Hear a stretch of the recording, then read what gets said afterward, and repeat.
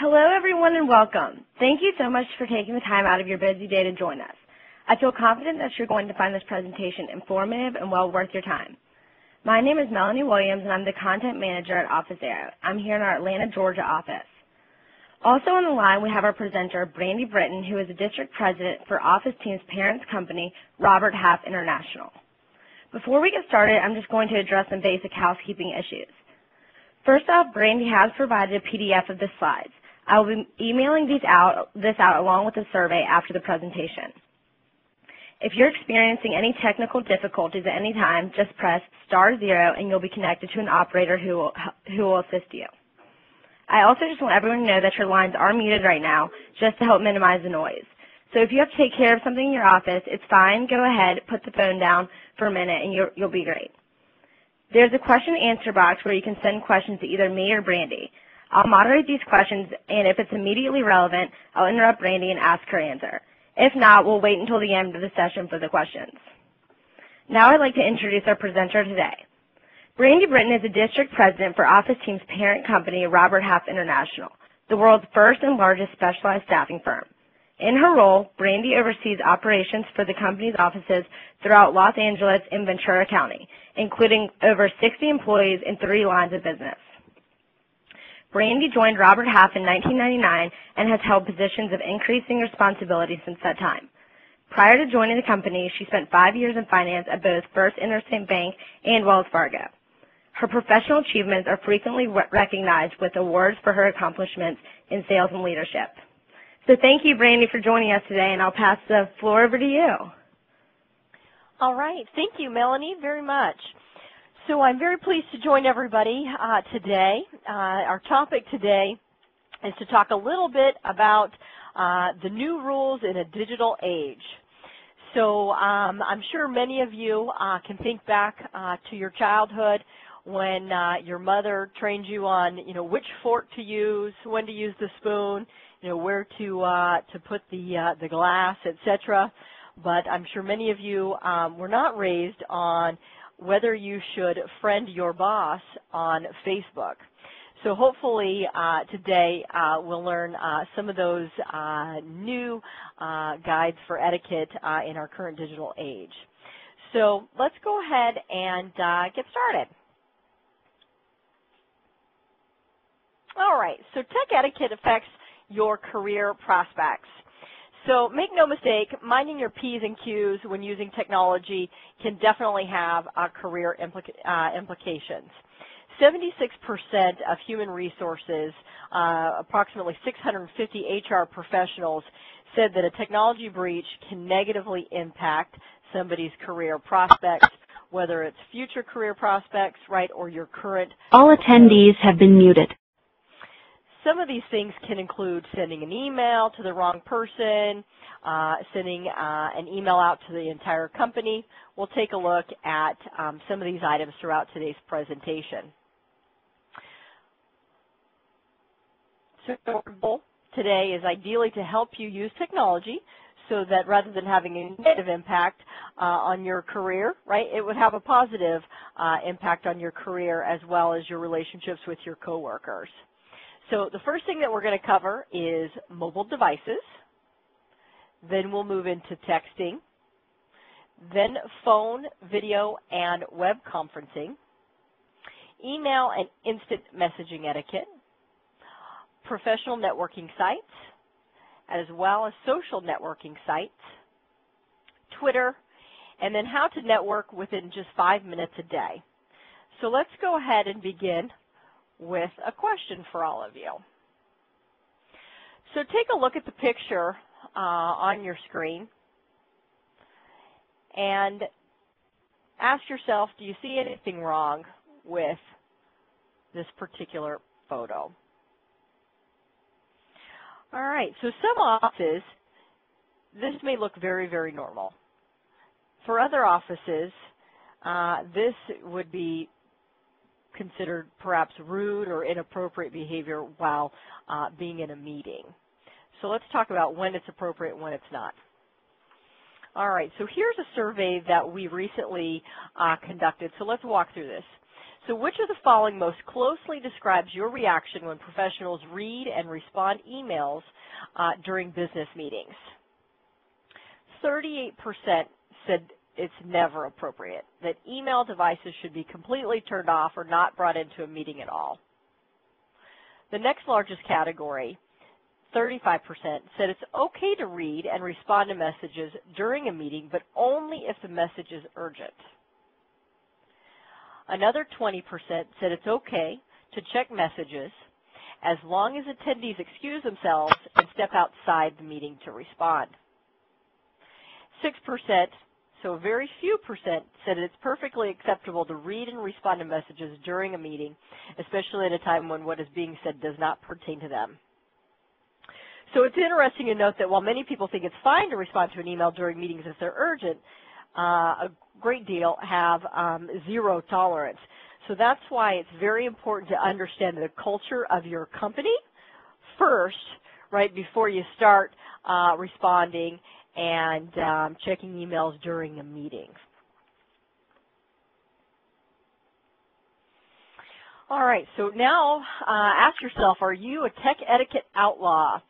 So we recently surveyed CIOs and asked, in your opinion, has the increased use of mobile electronic gadgets increased or decreased the number of breaches in workplace etiquette in the past 3 years? So we found that more than half of the CIOs surveyed said that this has the increased use of electronic gadgets, particularly mobile, has caused more etiquette breaches. But there are a few things that some of us do that can likely offend our colleagues. So let's take a look at some of those. All right, so the first one is my favorite, and that is having loud music during a meeting, right? So many of you can probably think of a colleague or two that you've sat next to or been talking to or been in a meeting, and their cell phone rings with, who let the dogs out? Or, to use myself as an example, I have a colleague.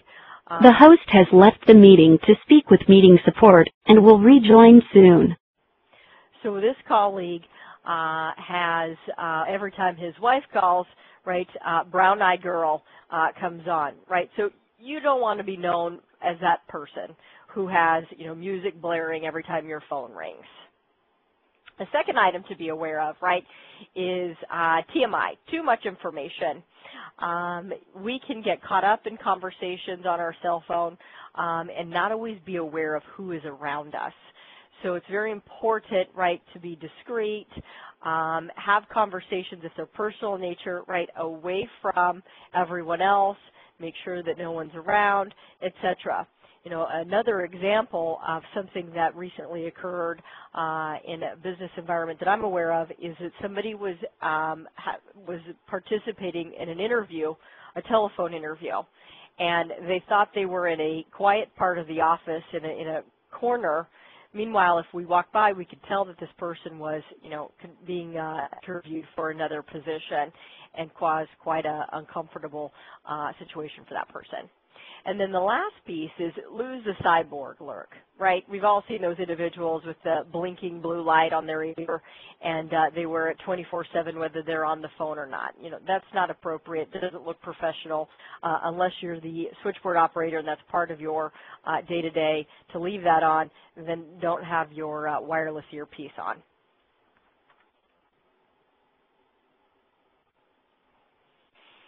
All right, so some etiquette for texting. The number one would be to go light on acronyms or abbreviations. A lot of people don't know what these mean, right? So for a very long time, I personally did not know what LOL meant, right? So you never know what the other person knows or doesn't know. So be aware of that. Just go light on it. You want to text collectively, right? So, it may be helpful to text colleague directions to a lunch that you might have, right? But it's not the appropriate tool for meaningful dialogue. And then lastly, you don't want to be mysterious. So, what I mean by that is when you're texting a coworker or your manager or a subordinate, identify yourself, particularly that first time, because they may not know who you are, right? So recently, I'll use myself as an example. I got a text message that said, Angelique is not feeling well, and Manuel has to work. I had no clue who that was. I had to reply, I'm sorry, but who is this? And unfortunately, when I got the email back, I felt bad that I didn't know who the person was, right? So if you've never text messaged the person before, sign your name, because they may not know or have your phone number programmed into their phone.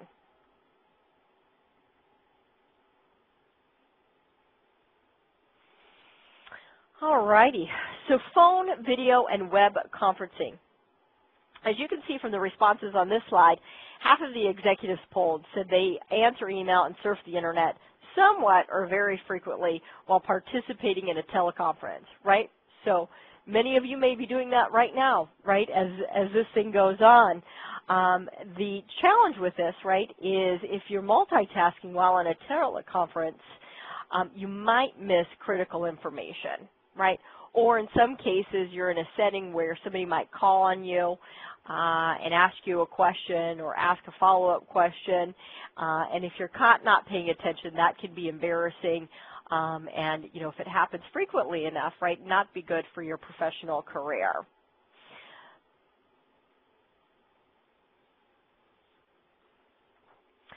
So here are some tips on phone, video, and web conferencing. All right, so the first and foremost would be take a trial run.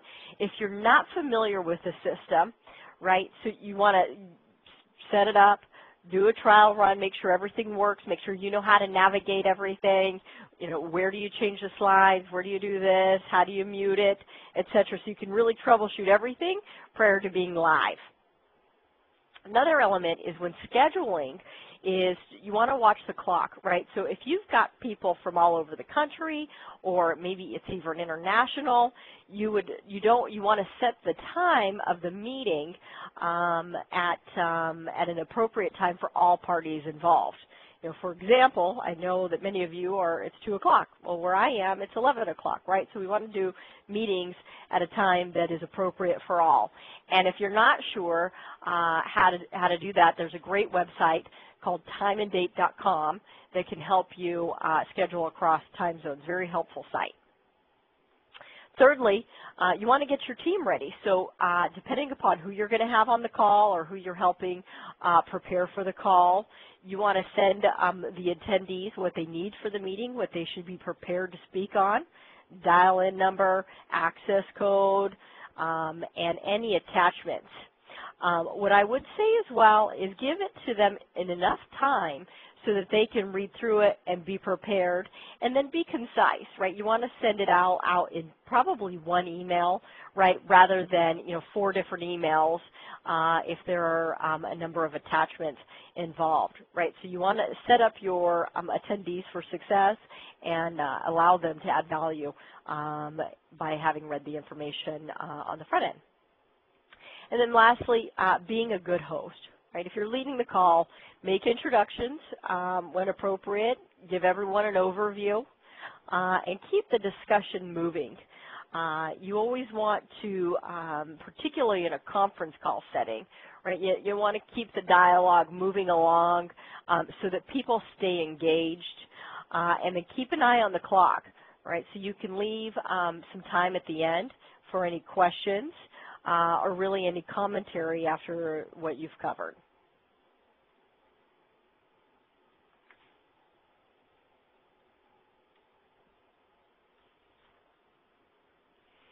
All right, so some additional tips, right? Be inclusive. This is a great opportunity to get engagement on a conference call or a web meeting, is to ask questions of those that are in the audience. Make sure that they can have the opportunity to add some value as well. Enjoy silence. Right, so if people are not gathered in person, it can be difficult to determine whose turn it is to speak. a lag in the connection can help for, in order to prioritize or to allow people to speak up. And this one's my favorite. Don't put people on hold, particularly if you're dialing in from your company. Most companies have some sort of hold music. And if you're on a live call and you put somebody on hold, more than likely you and all of the other participants, right, have to hear the hold music. And although, hold music is maybe nice and soft, it, distracts from the person who's hosting the call and everyone else who's on it. So whatever you do, don't put the call on hold, right? Hang up, log back in if you need to attend to something else.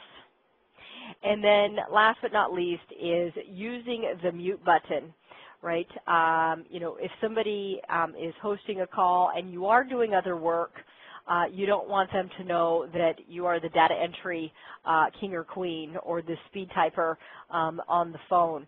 So mute the call if you're going to be doing other tasks, and really just mute the call so that that background noise isn't heard by everyone. So from here, let's go ahead and move on to email etiquette. All right, so here are some of the most embarrassing email blunders reported to our company in a recent survey. Once I sent a job offer to the wrong person. That probably didn't feel so good. All right, another one. Someone sent out an email or sent out a confidential salary information to the entire firm. That could be disastrous. Another one, someone made a nasty comment about a supervisor, and it was sent to the supervisor by mistake and ultimately led to dismissal. And then the fourth one here, a person called another employee an idiot in an email to everyone in the company. The most common one that I hear about is sending an email about a person to that person.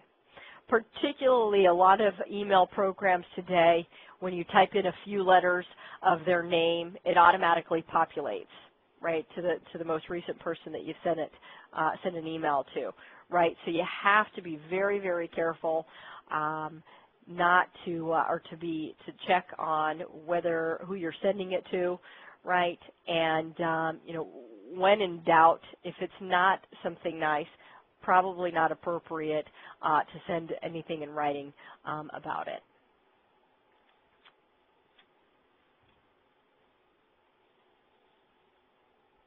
All right, and I think an interesting note real quick on the email etiquette, right, 80% of executives that we surveyed admitted to sending an email to the wrong person, right? So that's quite a bit. So really a good opportunity for us to slow it down and make sure that what we're sending is to the right person. So let's cover some tips on how to prevent email mistakes. All right, so first, use only one account for work. That would be probably the simple, so keep work-related emails coming and going from your work, and then that way, you're organized and you know exactly who it's going to go to from a coworker standpoint. Number two is be very mindful which account you use in a job search, right? So this is, I think, a respectful thing, right, and something that is important for you just from being careful. Right, so if you're looking for a new job, your company has access to your email, your work email. So whether they look at it or not, more than likely they have access to it. So if you're looking for a new job, do that on your personal account, not your work account. It also speaks to the potential employer that you're applying to. If they see you applying on your work email, right, it doesn't always send a good message. Thirdly would be responding to emails in a timely manner. So give yourself a deadline, a personal deadline. Typically it's recommended, try to respond to all emails within 24 hours, right? Depending upon the frequency of your emails that you get and how many, right, that may or may not be reasonable. But, set a goal for yourself and try to respond to all emails within about 24 hours is a recommended time frame. If you're going to be in a meeting, right, consider using an out-of-office message so that people know why you might not have replied in a timely manner. Use the subject line, right? Be clear in the subject line. It's there for a reason, right? And that can help the recipient of the email determine how quickly they need to reply, or what the information is all about. So feel free to use the FYI, or does it need approval? Putting approval needed in the subject line can be very helpful in getting the response that you need in a timely manner. Fifth is to keep it short and light. Email messages do not replace important conversations. So it's good to get information over very quickly, right? But do not use it to vent your feelings about a new company rollout. That is something that should be done in person, right, or over the phone, not in an email. And also, I think something to add, I know from personal experience, when I get emails that are very, very, very long in nature, I don't always read them and respond to them quickly because I just don't have the time to go through an email like that. So most of the time, if I receive one like that, I'm going to pick up the phone and call the person who sent it to me to walk me through it, right? So when you send long ones, people don't always read them. So I think that's important to keep in mind. Don't cry wolf, right? So a lot of people want to get their email message read, right? And so they flag their messages with big red exclamation points when they're not really necessary, that important or that time sensitive. Well, when you do that, right, then the recipients always expect that you're going to send emails like that, and then they don't look at maybe one that is time sensitive. So use that big red exclamation point or the flag for follow-up when it is necessary. Don't use it all the time. Using reply all. So use this selectively. You really want to think twice about whether you need to reply to all, and then be sure to double check your response before you do so. And then I think a reoccurring theme here is, right, think before you send. So always double check the distribution list when sending a sensitive message, right? As we've seen, it's not uncommon for people to intentionally or unintentionally pass on confidential information. So you always want to be real careful and think before you send.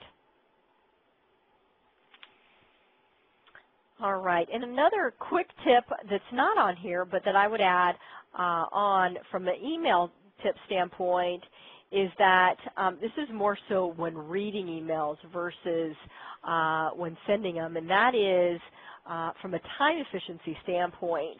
When you're reading your email, try to respond right then if possible, or organize them in a manner to move them to a folder to respond to later.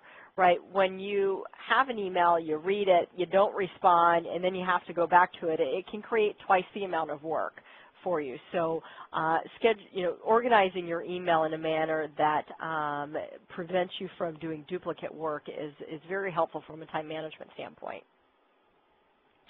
All right, so now we're going to move on to some instant message guidelines.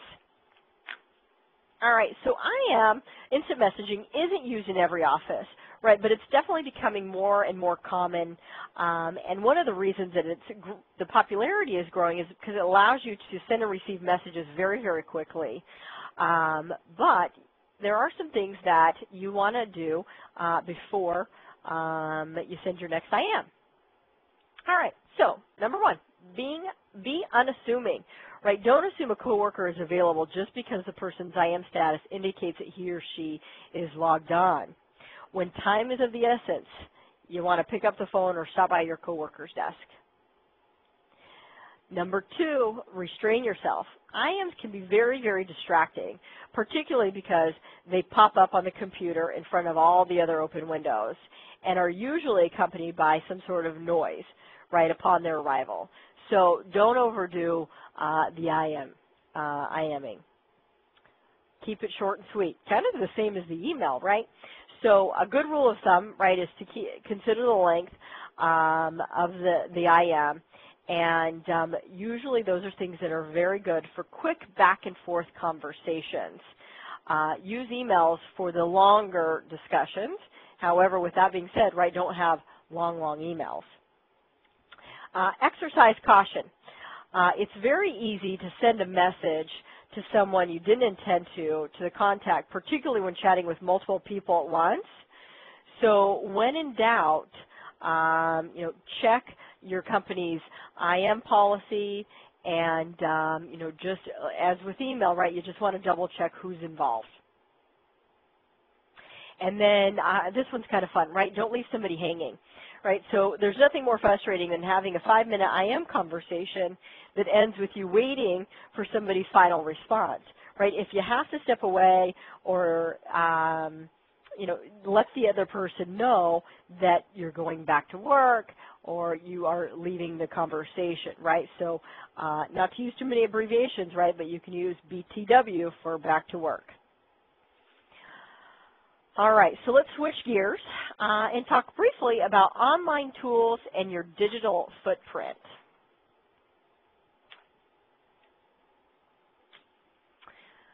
All right, so what does your digital footprint say about you? So something I recommend for everyone to do is to search themselves, right? Some people may call it ego surfing, right? But searching your name online can be a very good career move because you want to monitor what's being said about you, right? So you can set up alerts about yourself, right? So that's very helpful. You can also, just go on regularly and search your name. If you have a common name, you want to consider using a variation of it, like adding your middle name professionally. This might help people find you. And then obviously you don't want to say or do anything that reflects poorly on you online. That includes expressing a lot of negativity. Now on the flip side, right, it may be an opportunity to establish your credibility by publishing information online that showcases your passion for the industry or your knowledge of your field.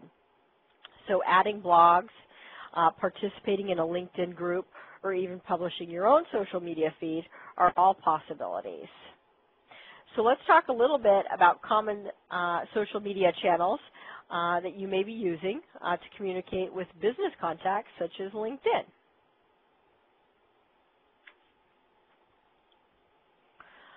All right, so here's some tips for LinkedIn networking. All right, so a couple things to keep in mind when using LinkedIn or really any other professional networking site. Many of these rules are for your professional, right, or for your professional online profile, right? So number one is to complete your profile. So you want to aim for 100% completion on your profile. The more information you have, the easier it is for contacts to find you, introduce you, recommend you. This can essentially be your living resume. So update your professional accomplishments with regularity. Now keeping in mind, only have on there what you want to have on there about yourself. Okay? So same thing, too little information isn't great, but too much information isn't always great either. You want to take notice. So pay attention to what your contacts are doing, offering congratulatory notes when somebody gets promoted, or sending out a useful article to a contact. I really think, sending a congratulatory note when you see somebody has changed positions or has received a promotion is a really, really nice touch. And it sets you apart from a lot of other individuals because not everyone does that. And then sharing information makes you an expert and also helps you add value to your contacts. So, take a minute to do that if you have the opportunity. You also may want to introduce two contacts that you might think would be beneficial for them knowing each other. Small gestures like these can have a real big impact on those individuals as well as for you. You want to prioritize quality over quantity. So your network is only as strong as its weakest link, right? Avoid asking strangers to your network just to make it larger. I learned this the hard way. I was trying to increase my LinkedIn connections to get over the 500 mark, so I would accept invitations from people I didn't know. Well, the unintended consequence of that was receiving emails that I didn't want or didn't need and didn't have any value for. So really, only connect with people that you know or that you think will add value to your network. And if you're not sure, research them online and see first, or feel free to reply with questions about themselves before accepting their invitation. All right, so request recommendations individually. Avoid generic requests asking all of your contacts to endorse you, right? They know that that's happening, right? So instead, send a separate request to people that you want an endorsement from. And you also want to be aware if what your company policy allows you to do when making recommendations, right? You can ask for recommendations at any time, right? But before you're the one making the recommendation, right, you need to be aware of what your company policy is. That's very, very important, particularly because this will be in writing and it can be there for a very long time. All right, so some additional tips. Making the connection clear, right? When you're adding a new connection or inviting somebody, you may want to remind them how they know you, right? Don't assume that just because you're sending them an invite that they know who you are or why you're wanting to connect. So it's nice to personalize it and add a note as to, how you know this person and why you're inviting them. Feel free to use the form letter, right? So many people wonder, whether or not it's okay to use a form letter. Absolutely, right? As long as you know that the person who you are inviting knows you. If not, kind of similar to the above, right? Making a personal note. Protect your contacts. So this is, I think, something very valuable, in that, hiding your contacts. A contact may ask you for an introduction to someone in your network. You don't always want to automatically agree.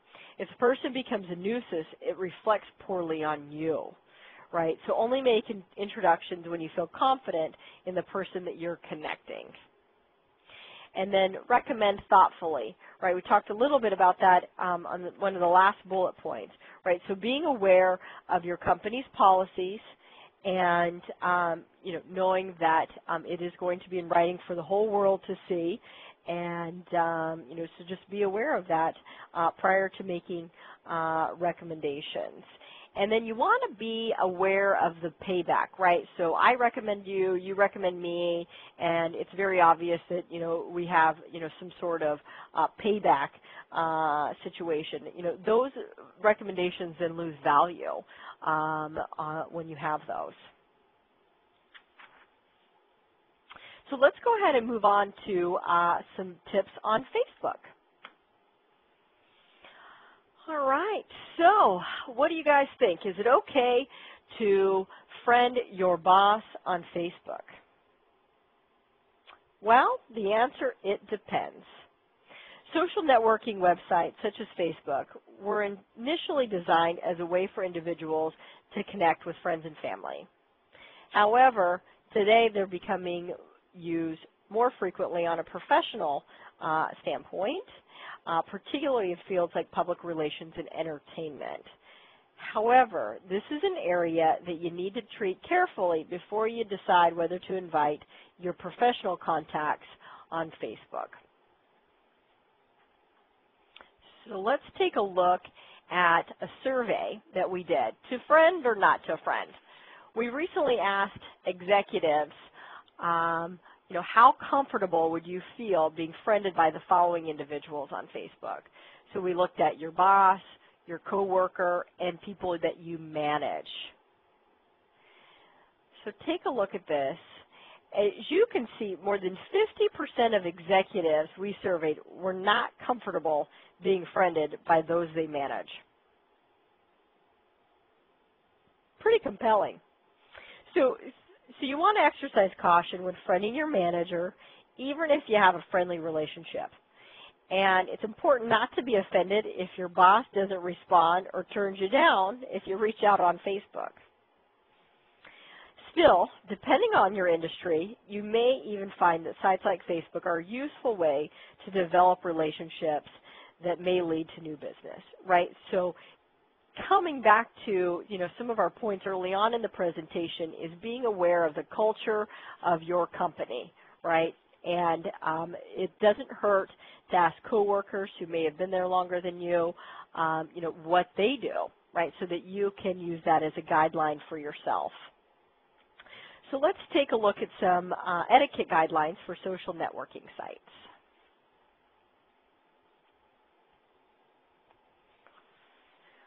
All right, the first one is getting a vanity URL, right? So especially if your name is very common, a vanity URL will make it easier for people to find you. You can include it on your email signature file as well as business cards.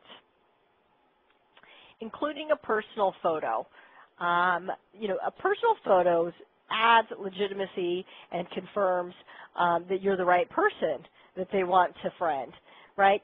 But you don't want the photo to be too personal or inappropriate, right? It's a representation of you, right? Whether it's a LinkedIn photo or a Facebook photo, this is for the whole world to see, right? Or whoever you invite. So make sure that it's something that you would be okay with your mother or father seeing. Respecting the wall.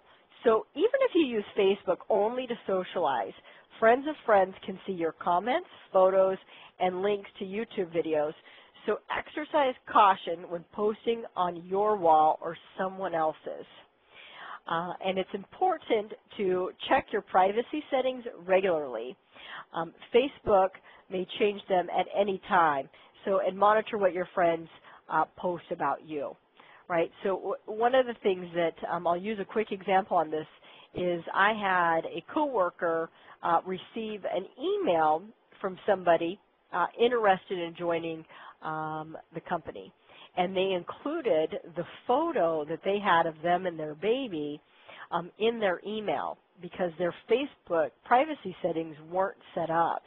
And although it was a harmless email and they were just wanting help for a job, right, it made the person receiving the email very, very uncomfortable that they included this photo and were looking at their personal life, right? So, it's really, very important to take a look at your privacy settings and who can access all of that information. You also want to keep it focused, right? So no one in your business circle wants to know that you've added sheep to Farmville, right? If you use social networking accounts for business, don't post updates about games, quizzes, or groups that you belong to. Many automatically post any updates on your activity via RSS feeds. So, keep it focused. All right, so asking before you tag. All right, so would you want all of your friends and business associates to see a photo of you, right, in an awkward phase, right, maybe in high school? Probably not, right? So before you tag somebody, check with them first. It's really a nice professional etiquette to maintain. Don't be a pest, right? Once is enough when trying to friend somebody. Accept that someone or somebody may not want to be your friend on Facebook, or in some cases they're just not a regular user.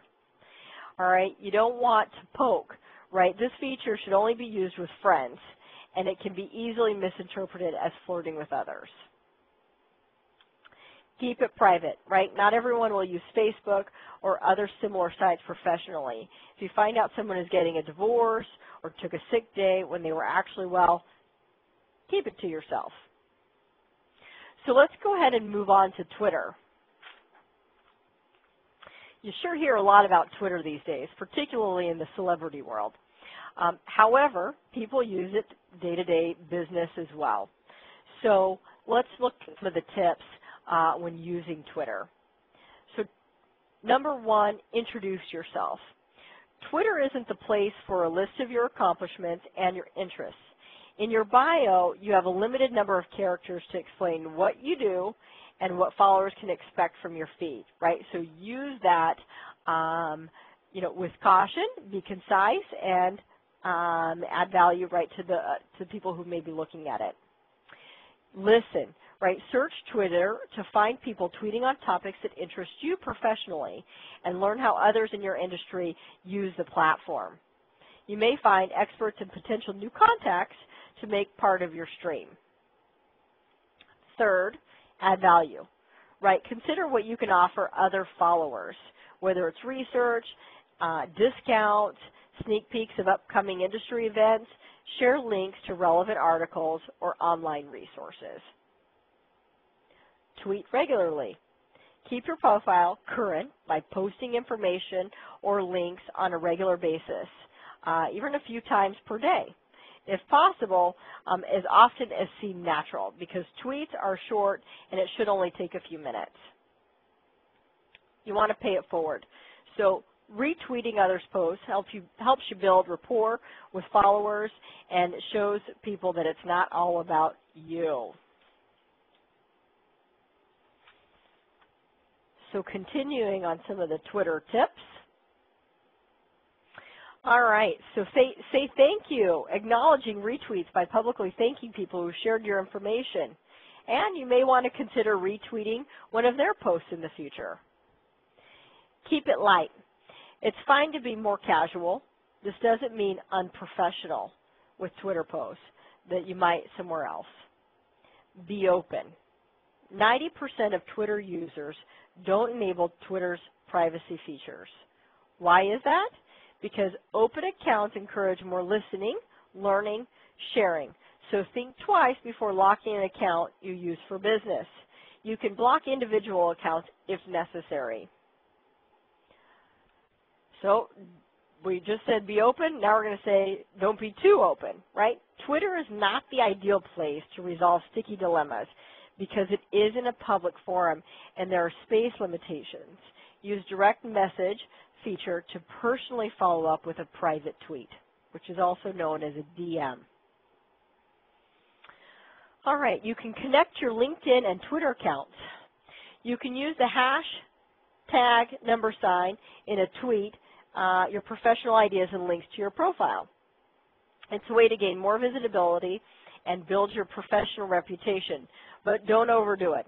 You don't need to post every tweet on LinkedIn.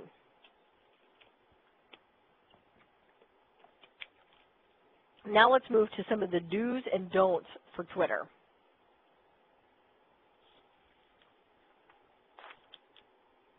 Or excuse me, now you know the do's and don'ts for Twitter, as well as some of the professional and social networking sites.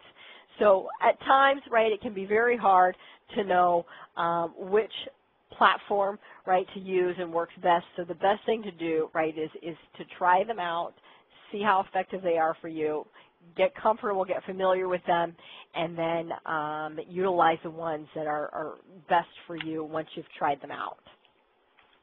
All right, so how do you attend to your network in just 5 minutes a day, right? It's quite difficult, right, because you've got probably a lot of venues, right? You got your phone calls that you're receiving, you got voicemails that you get, you've got your work email inbox, you've got your personal email inbox, you've got your LinkedIn account, right? You've got your Twitter account, you've got your Facebook, right? So there's a lot of things going on, right? So here's a few tips, right, on tending to your network in only 5 minutes a day. Number one, do small favors. So a quick way to network with others online is by distributing an interesting article using LinkedIn or adding an insightful comment to post published by somebody else, right? So very, very helpful and, makes people feel special when you're doing that and adds value. So never forget that little actions go a long way towards building a connection with others. Offering introductions. This takes just a few minutes to connect two people. If someone in your network is seeking a freelance designer and you know one, introduce the two. One thing I will add in addition to making introductions, right, is maybe the etiquette on when you receive an introduction. If you do and they're of value to you, follow up with a thank you email, a thank you note, or even a telephone call to thank them for making that introduction. So this is kind of a double-ended kind of tip. Add someone new each week, right? So as you're building your network, right, many of you may have a pretty large network already. It's a good idea to try to add one person relevant to your network a week, right? Growing networks are the most effective way to help you in the long run, right? So that is much better than the stagnant ones that you don't really look at and don't really use. And then lastly is to join up, right? A fast way to connect with others in your field is to join a forum or a group. You can look at alumni associations, sorority or fraternity, trade associations, or other things that you might be interested in, or anything maybe geographically in your area. There's all sorts of groups. If you're an administrative professional, for example, you might check out administrative-related groups on LinkedIn, such as OfficeArrow or the International Association of Administrative Professionals, or OfficeTeam, right? Or in some cases, right, maybe you create your own group, right? So, join groups, and I think you can find that there's a lot of value in those. And if you get in one and you find that there isn't value, then you can always remove yourself.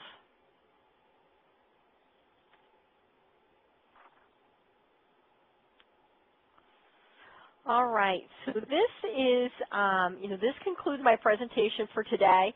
So I want to thank everybody for your time, and I do want to leave you with a final few thoughts, just to wrap up our what we covered today. So remember, once information is out there, you can't take it back. So when in doubt, present your most positive self. Know your company's policies surrounding the use of technology in the workplace. And perhaps most importantly, be kind and considerate to all of your contacts. The occasional oops is inevitable when using a new device or just in general, right? So get accustomed to emerging online platforms. And when an oops happens, right, rectify mistakes, apologize to those who may be affected, and forgive others if it involves you.